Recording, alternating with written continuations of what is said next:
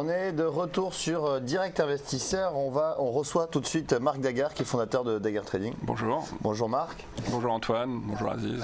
Alors Marc, on a vu que la semaine dernière était une semaine mouvementée encore. Oui. Une fois, on a eu un CAC 40 qui a très mal commencé la semaine, qui a baissé de 2,5% lundi et qui à partir de mardi s'est repris pour prendre plus de 6% en 3 séances. Donc une volatilité anormale pour cette période de l'année.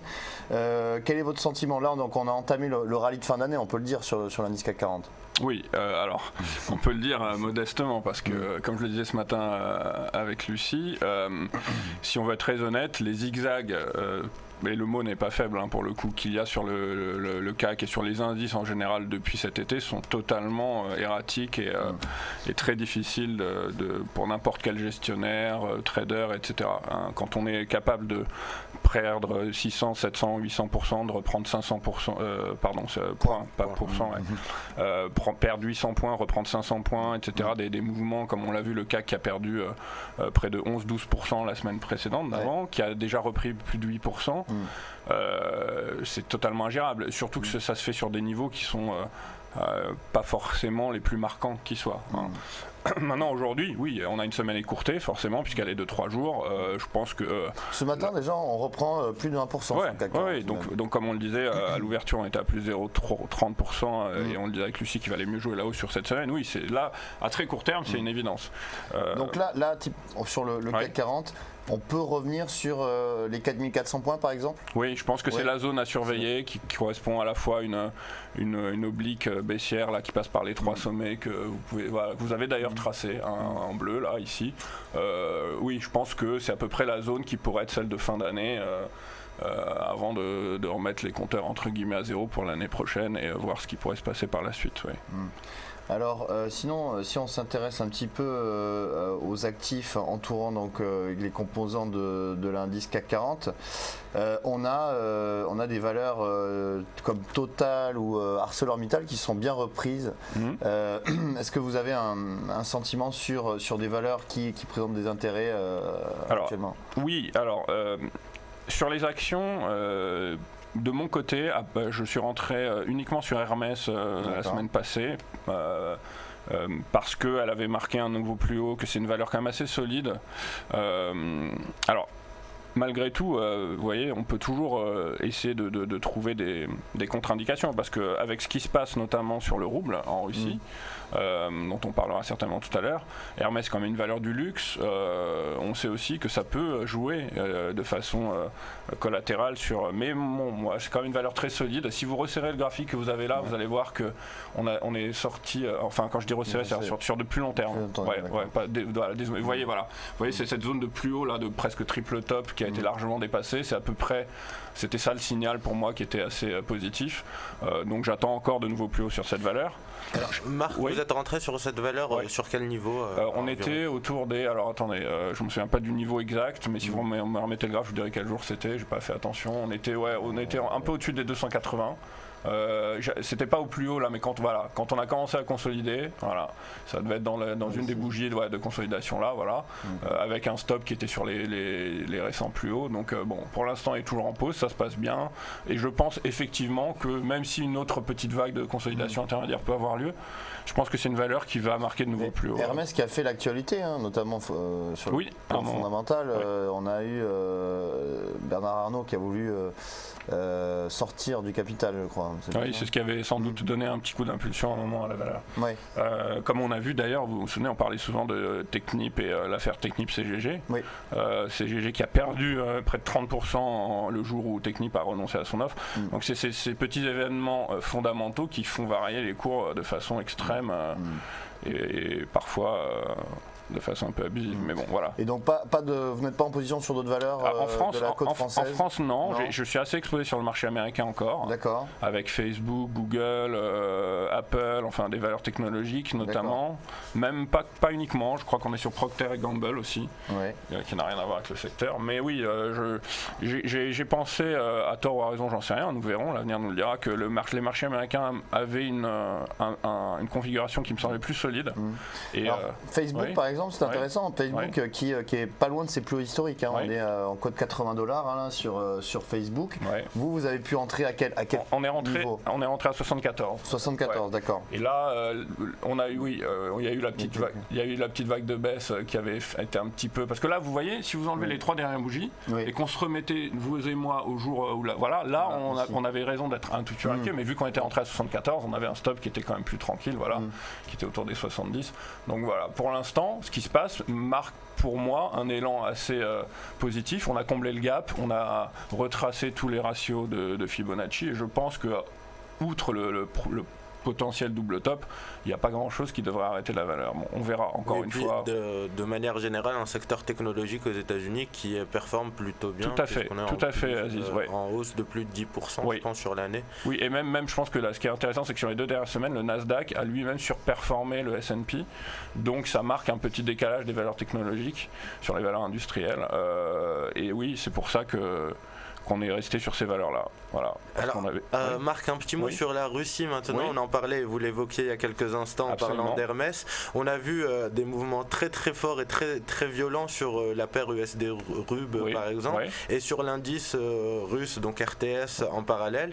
On se reprend légèrement en ce début de semaine donc sur l'indice. Est-ce que vous avez une lecture sur cet actif-là et sur la paire USD-RUB? Alors oui, j'allais dire oui et non, pas forcément sur l'actif lui-même. J'ai une vision un peu globale de ce qui se passe. On a entendu aussi le fameux discours de Vladimir Poutine la semaine dernière. En fait, la semaine dernière, il y a quand même eu à la fois Janet Yellen qui a annoncé que les taux étaient maintenus, qu'ils avaient des perspectives de croissance aux États-Unis qui étaient un petit peu supérieures à ce qu'ils avaient prévu sur 2016, maintenues sur 2015. Et surtout que la Fed allait être très patiente justement avec. Absolument, vous avez raison. Elle a dit qu'il fallait attendre au moins 2 réunions supplémentaires avant d'envisager une éventuelle remontée des taux. Ce qui se passe là sur la Russie est délicat pour une raison, c'est qu'il y a toujours un événement géopolitique en cours, avec cette espèce de marasme ukrainien dont on ne sait pas ce qui peut arriver. Maintenant, je pense effectivement que pour l'instant, je ne mettrai pas grand chose sur la rouble dans l'immédiat, mais je pense qu'au moment où ça va changer et se ressaisir, je ne vois pas en fait la Russie partir en faïllite, quoi, en gros, hein, pour être très clair. Mais... Oui, la Russie qui a 400 milliards de réserves de cash. Hein, voilà, donc, la Russie n'a aucun potentiel de crise financière, c'était sûrement une crise de confiance à court terme qui s'est produite. Oui, il y a eu aussi, la Russie est quand même assez impactée, hein, n'oublions pas, par les cours du pétrole, c'est quand même un gros producteur de pétrole, donc la baisse du pétrole n'a pas aidé le rouble. Par ailleurs, j'ai remarqué un autre actif qui m'intéresse, dont on va parler là, et qui est également, dont la Russie dont en tout cas le bon état de la Russie joue sur l'évolution de cet actif. Il s'agit du gaz naturel. Qui a fortement baissé. Oui, qui a fortement baissé, mais surtout si vous avez le moyen d'avoir le graphique et que vous le mettez à plus long terme, qu'on voit un petit peu sur le long terme ce que ça donne. Voilà, là ce qui se passe pour moi sur cet actif-là, c'est qu'on est en train d'enfoncer à nouveau des supports, etc. Et de marquer certainement un biais baissier à venir encore assez conséquent. Donc c'est à dire que les énergies pour moi sont pas encore au meilleur de leur forme, hein, quand des gens me demandent quoi faire sur le pétrole. Alors tout à l'heure vous me parliez de Total et là on va rentrer dans quelque chose d'intéressant à nouveau. On en avait parlé ensemble, je sais pas si c'était la semaine dernière ou celle d'avant, en tout cas on disait que les cours des valeurs pétrolières n'étaient pas toujours calcables sur les cours du pétrole et on l'avait vu notamment avant ce qui s'était passé avec l'OPEP où on voyait que les valeurs pétrolières se portaient plutôt bien alors que le pétrole lui était déjà en train de baisser. Donc on a passé peut-être cette étape où les valeurs pétrolières vont être totalement corrélées au cours du pétrole, ce qui veut dire qu'on peut à nouveau rentrer dans des stratégies où on peut rester baissier sur le Brent ou le crude tout en étant haussier sur certaines valeurs pétrolières. Et ça c'est intéressant comme décalage à noter. Bon, moi donc je reste baissier sur le gaz naturel. Vous avez raison sur l'euro-dollar aussi, hein, qui a encore marqué des plus bas. J'ai remarqué aussi encore un bon potentiel de baisse sur le GBP USD notamment. Donc il y a encore de quoi faire. Il y a encore de quoi faire en cette fin d'année. Alors sur le GBP USD justement, donc vous êtes baissier, c'est ça? Oui, je suis baissier. Et même à court terme, hein, sur des objectifs qui sont pas... Allez, on va dire sur un mois, quelque chose comme ça. Mais effectivement, ce qui se passe là, et si encore une fois, si vous mettez le graphe sur du plus long terme et que vous tracez une oblique de support là qui passe par les les précédents. Ah oui, d'accord, oui. Voilà, là on va arriver autour des, je pense, un 53, quelque chose comme ça. Voilà, voilà.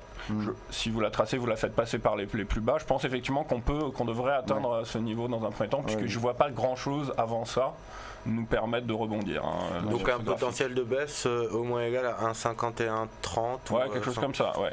Très bien. Ce qui est pas mal. Alors on parlait du pétrole, Marc, on voit que le baril de Brent donc, se stabilise au-dessus des $62 ce matin. On a eu hier le discours du ministre du pétrole en Arabie Saoudite, donc, qui se disait confiant sur une reprise de la demande malgré un surplus actuel de 2 millions de barils par jour. Est-ce que vous avez une lecture justement en parlait du pétrole ou du discours du... Non, du pétrole, parce qu'on en parlait il y a quelques semaines déjà. Vous disiez qu'on n'attrapait pas un couteau qui tombe.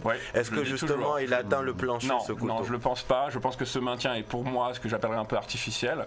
D'ailleurs, c'est très ironique de la part du ministre de dire que malgré des... Bon, vous savez, c'est toujours comme ça. Il y a des discours un peu corporate qui ont lieu dans n'importe quel type de secteur ou d'activité ou même d'entreprise. Vous allez rarement avoir quelqu'un qui va vous dire du mal de ce qu'il défend d'une manière ou d'une autre, surtout quand ça peut toucher à ses intérêts. Bon, maintenant, pour moi, le pétrole n'a aucune configuration qui me permette d'envisager un rebond aujourd'hui, dans ma partie, qui est la partie technique. Donc tant que je n'ai rien de plus concret que ça, avec éventuellement des inversements d'indicateurs, un rebond qui commencerait à être un rebond, vu de là où on tombe, je pense qu'il n'est pas déraisonné de se dire qu'on attend au moins 5-6% de reprise sur le pétrole avant de commencer à envisager quoi que ce soit. Oui, en tout cas, ce qui est sûr, c'est que là, il y a une stabilisation des cours. On a fait un point bas 53,40$ sur le WTI. On a tenté plusieurs rebonds. Si on regarde, effectivement, du côté graphique, on a eu ces 2-3 mèches. On a tenté un rebond aux alentours de $60 et on n'a même pas réussi à atteindre ces $60. Et on est dans un range actuellement entre 53 et $59. Alors là, on est typiquement en termes de trading dans la situation suivante. Si on regarde d'où on vient de très très haut. Donc en gros, techniquement, pour envisager ce qu'on appelle une reprise haussière, de la tendance haussière, il faut qu'on dépasse facilement les 80, 100. Vous voyez ce que je veux dire? Un rebond technique là est toujours proportionnel à la baisse de laquelle il vient. Donc si là, on estime qu'on est dans un rebond dit technique, c'est-à-dire je ne parle pas d'inversement de tendance, on peut revenir aux 80 sans invalider la tendance baissière de fond. Maintenant, des tas de gens se contenteraient d'un rebond jusqu'à 70-80 pour jouer cette hausse-là. Maintenant, en termes de trading, vous avez deux options. Soit à chaque tentative de rebond, vous dites j'ai envie d'y croire parce que si jamais ça rebondit vraiment, que ça prend 10%, j'ai envie d'être dedans. Auquel cas, vous pouvez tenter d'acheter quelques petites pauses comme ça avec un stop très serré, mais à vos risques et périls. Soit vous vous dites non, pour l'instant, j'ai pas envie de jouer à ce jeu-là parce que peut-être que je vais me faire avoir 5-6 fois avant d'avoir raison. Ça vaut pas le coup. Auquel cas, attendre un petit peu peut-être, quitte à prendre le train en marche par la suite. Bon, moi, c'est pour l'instant un sous-jacent auquel je ne touche toujours pas et on verra à la rentrée où est-ce qu'on en sera, mais pour l'instant... Pour terminer, on peut terminer justement avec l'euro-dollar, l'euro-dollar qui a donc fait un nouveau plus bas de 2 ans et demi, c'était lors de la séance de vendredi. On a fait exactement sur l'euro-dollar 1,2220. 1,2220, mais on tente un petit rebond ce matin, on cote à 1,2263. Est-ce que pour vous, on va rebondir là sur la zone des 1,25? On peut casser ce niveau des 1,2240, 1,2220 dans les heures à suivre? Alors vous m'auriez demandé il y a quelques mois, je vous aurais dit on avait un objectif autour des 1,22 nous. Ça on en parlait, bon on est un peu dessus, donc je vous aurais dit oui sur les 1,22 c'est peut-être le moment de racheter. Maintenant au regard de ce qui se passe là, de la forte chute de cette dernière semaine, alors qu'avant vous voyez on avait cette tentative de rebond poussif où on ne savait pas trop, non moi je resterai pour l'instant très prudent et je pense que l'euro-dollar va avoir des nouveaux plus bas, les 1,22 vont être enfoncés et que on va certainement tomber autour des 1,20, 50 peut-être, quelque chose comme ça. Mais vous n'excluez pas un petit rebond à court terme peut-être sur les 1,24 peut-être? Ah non, dans l'immédiat je l'exclurais moi. D'accord. Ouais, donc, personnellement, après vous n'aurez mon avis, je pense que là graphiquement, vu ce qui s'est passé, je pense qu'on va continuer de baisser. D'accord, très bien. Voilà. Merci Marc Dagger pour toutes ces précisions, ces analyses sur l'ensemble des actifs financiers. Et on vous retrouve l'année prochaine. Voilà, passez tous de bonnes fêtes et à l'année prochaine pour de nouvelles aventures. 5 janvier. Merci Marc. Merci Aziz, merci Antoine. On va marquer une courte pause et on se retrouve tout de suite avec notre prochain intervenant qui est Benoît Fernandez-Riou.